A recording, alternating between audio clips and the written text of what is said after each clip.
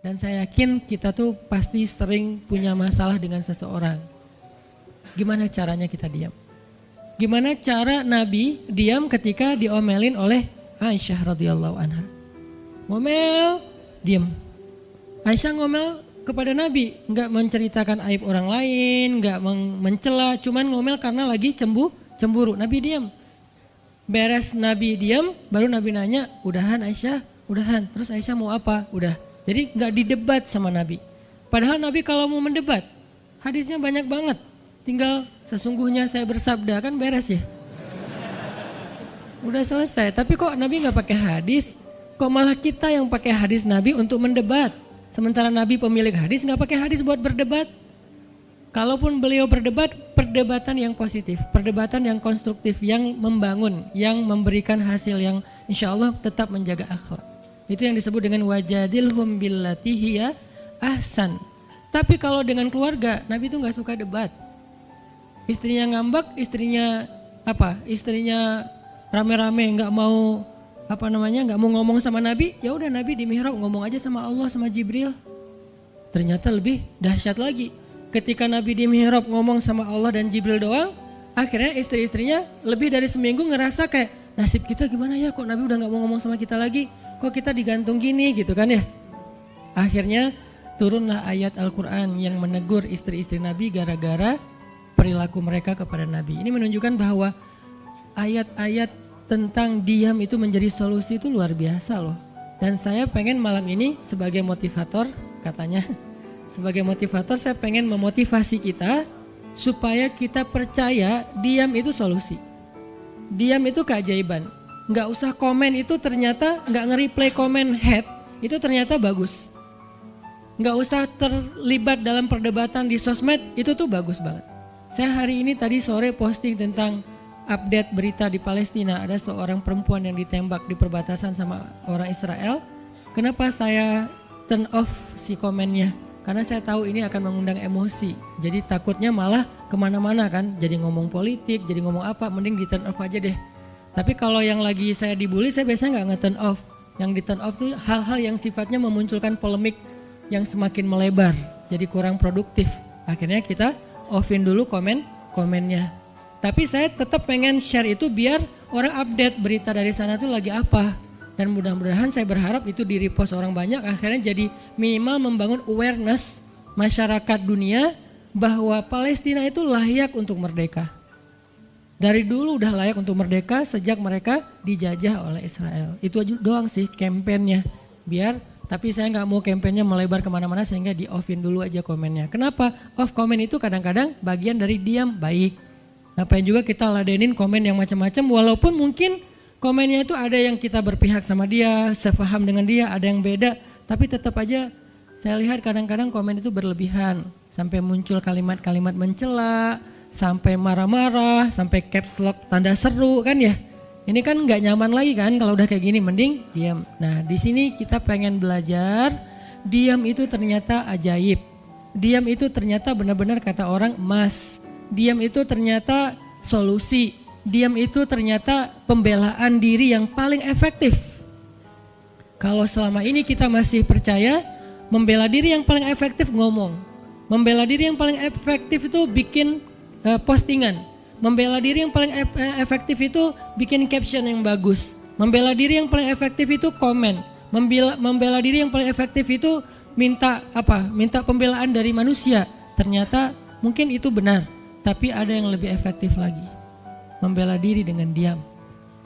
Dan gimana cara membela diri dengan diam sampai mendatangkan keajaiban, itu yang akan kita coba renungkan malam ini. Oke, yang pertama kita akan baca kisah diam di surat Maryam, surat favorit saya. Coba teman-teman buka surat Maryam, surat 19. Di dalam surat ini ada 2 adegan diam. Pertama, adegan diamnya Nabi Zakaria. Yang kedua adegan diamnya Maryam. Surat 19, surat Maryam ayat 10.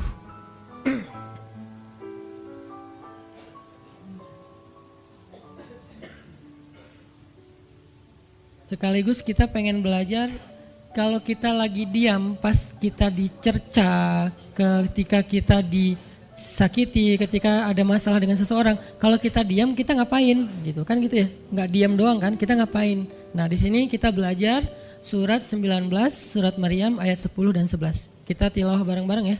Saya baca, habis itu teman-teman ikutin. A'udzu billahi minasy syaithanir rajim. Silahkan.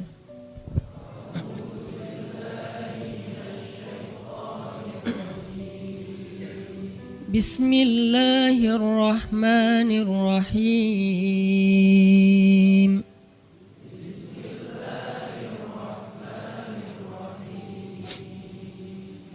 Qala rabbi ij'al li ayah.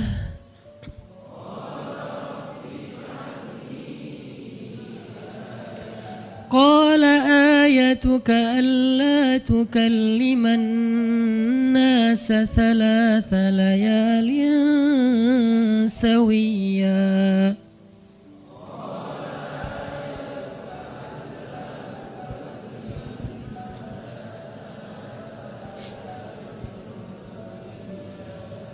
فخرج على قومه من المحراب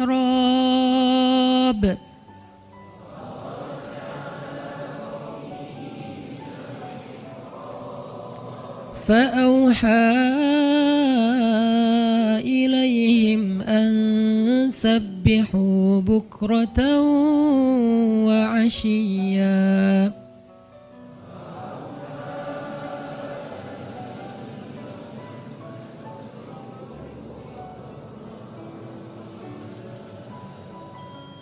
Berkatalah Zakaria, Rabbi, berikanlah untukku sebuah pertanda bahwa aku akan punya anak laki-laki.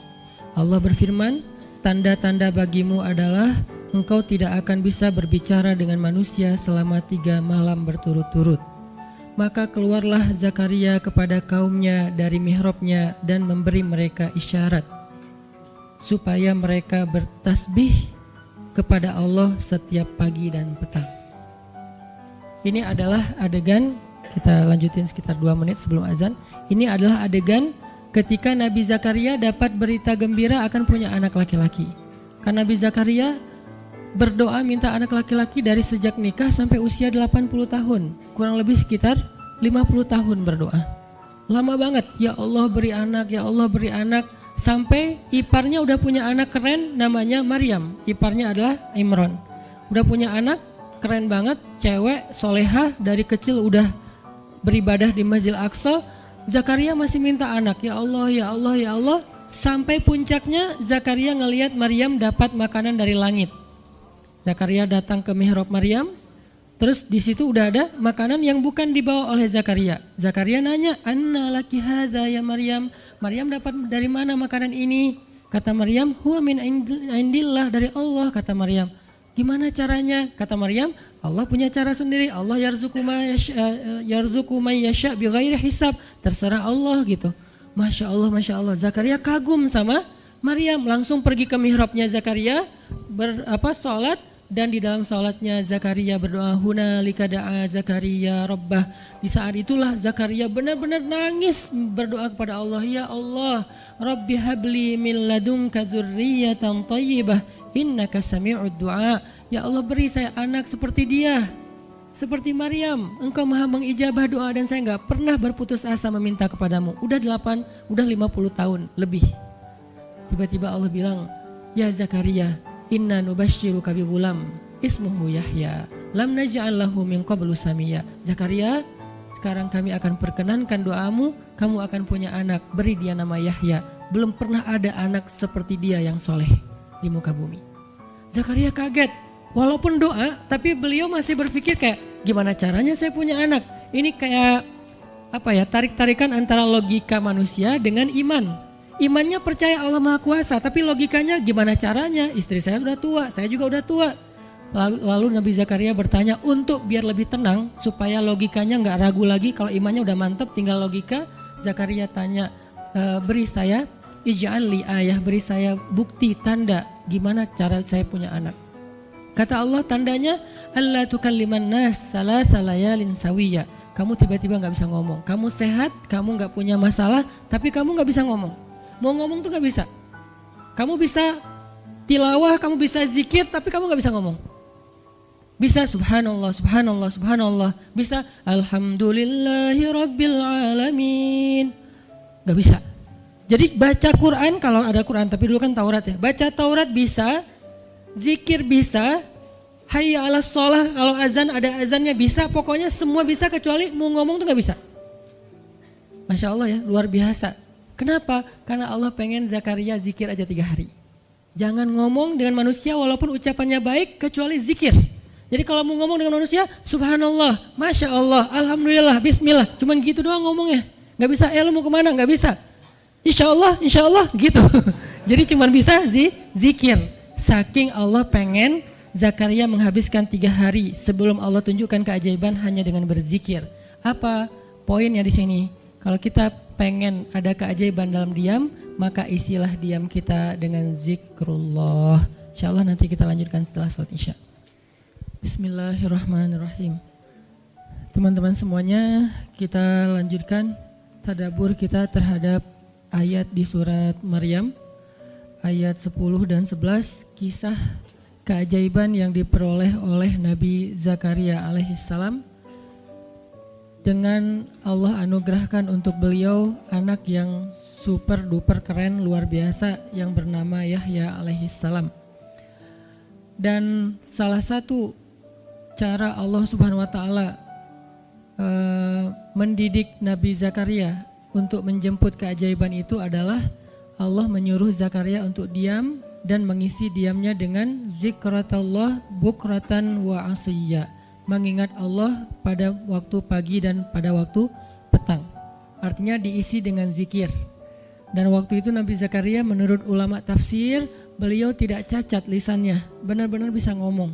Hanya tidak bisa bicara dengan manusia tapi bisa berzikir. Jadi beliau bisa zikir, bisa mengucapkan kalimat-kalimat Alkitab yaitu Taurat. Beliau bisa membaca ayat-ayat Allah, beliau bisa mengucapkan kalimat bismillah dan seterusnya, tapi gak bisa ngomong dengan manusia. Dan itu terjadi selama 3 malam. Dan akhirnya setelah 3 malam, Nabi Zakaria tiba-tiba dapat berita gembira kalau istri beliau hamil. Ini pelajaran penting banget buat kita. Kalau ini pernah berlaku terjadi kepada Nabi Zakaria, keajaiban dengan cara kayak gini, maka ini juga akan terjadi kepada kita. Itulah alasan kenapa kisah tersebut direkam dalam Al-Quran, supaya dia menjadi pelajaran hudan lil muttaqin. Itu kenapa Allah katakan Al-Quran hudan lil muttaqin, petunjuk bagi orang yang bertakwa, orang yang pengen memperbaiki diri, orang yang pengen dapat solusi. Muttaqin, orang yang pengen wa may yattaqillaha yaj'al lahu makhraja, dapat jalan keluar. Wa yarzuqhu min haitsu la yahtasib, dikasih rezeki yang enggak terduga-duga. Wa may yattaqillaha yaj'al lahu min amrihi yusra, diberikan kemudahan. Wa may yattaqillaha yaj'al lahu yukaffir anhu sayyi'atih, dihapuskan semua dosa. Wa yu'dhim lahu ajra, dikasih reward yang berlipat-lipat. Maka siapa yang pengen dapetin keajaiban-keajaiban orang bertakwa itu, maka jadikanlah Al-Quran sebagai petunjuknya, hudan lil muttaqin. Nah, gimana cara kita jadiin Al-Quran sebagai petunjuk? Jawabannya juga ada di ayat yang sama, la raiba fih, jangan ragukan ayat-ayat Al-Quran, termasuk kisah-kisah yang ada di dalamnya.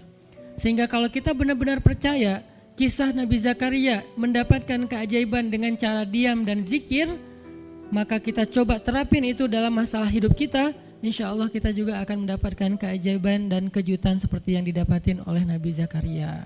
Itu pesan poin yang ada di dalam ayat 10 dan 11 surat Maryam. Sehingga buat sebagian orang yang mungkin ngerasa selama ini sering disakiti, sering dicuekin, sering didebat, sering diapain, jangan terlalu diladenin. Kadang-kadang ada teman saya nanya ke saya, Ustadz, ini ada yang ngomongin Ustadz gini di sosmed, perlu kita balas nggak nih? Saya bilang udah diamin aja.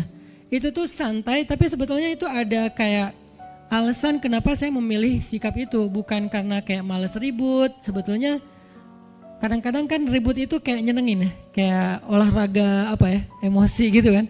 Rame-rame di sosmed itu kayak asik kan, kayak kita ngegame gitu kan. Jadi nge-replay komen-komen orang kayak lucu-lucuan gitu.